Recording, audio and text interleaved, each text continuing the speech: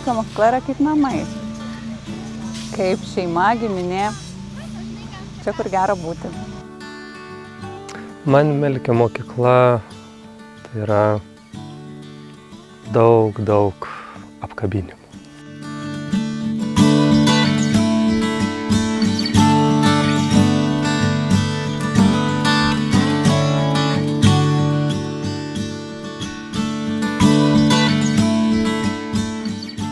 Pradžia buvo tokia, kad iš miesto išsikeli gyventi į kaimą, į kažkokią mišką, į kažkokią tai naują trobelę, kurią pats stataisi. Ir kažkaip dar apie vaikus daug negalvoji, kai jau vaikai pradeda augti, tada pradedi mąstyti. Ir kažkaip atrodo, kad nėra racijos vežti tos pačius vaikus atgal į miestą iš kaimo, reikia ieškoti vietoje mokyklos. O mokyklos vietoje kaip ir nelabai yra, tai atsiranda tada bendraminčių. Labai stiprus buvo bendruomeniškumas. Be jo iš vis nieko nebūtų įvykę. Tai, kad tu kuri ir ateina žmonės, jiem papasakoji ir jie prisijungia. Jie tiesiog ateina ir nesitikėdami finansinės grąžos. Ir jie daro, jie kuria kartu. Jie ateina į tas talkas ir tu tiesiog kiekvieną kartą negali patikėti, kad tai vyksta. Bet tai tikrai jie ateina. Ir jie daro, ir jie sako, eisim į tą mokyklą, ir tu dar nieko neturi, tik idėją. Taigi mokykla išsiplėtė žmonių kiekiu, šeimų kiekiu ir nuo to atsiranda nauji iššūkiai ir naujos galimybės.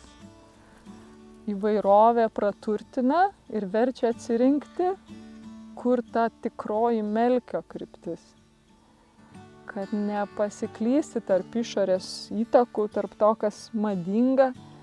Ir nes ugdyme, švietime yra labai daug mados vėjų, kurie realiai tikras pedagogas, pabandęs juos iškart mato, ar tai ilgalaikis ir vertybiškai prasmę turintis dalykas, ar tai trumpalaikis žaisliukas, blizgutis.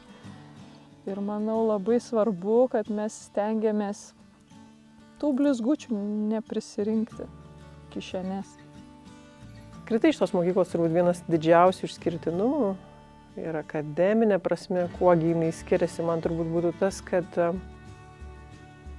vaikai turi labai artimą santykį su mokytojais, su visais, net ir ne su jų mokytojais, ne su tais, kurie juos mokina tiesiogiai.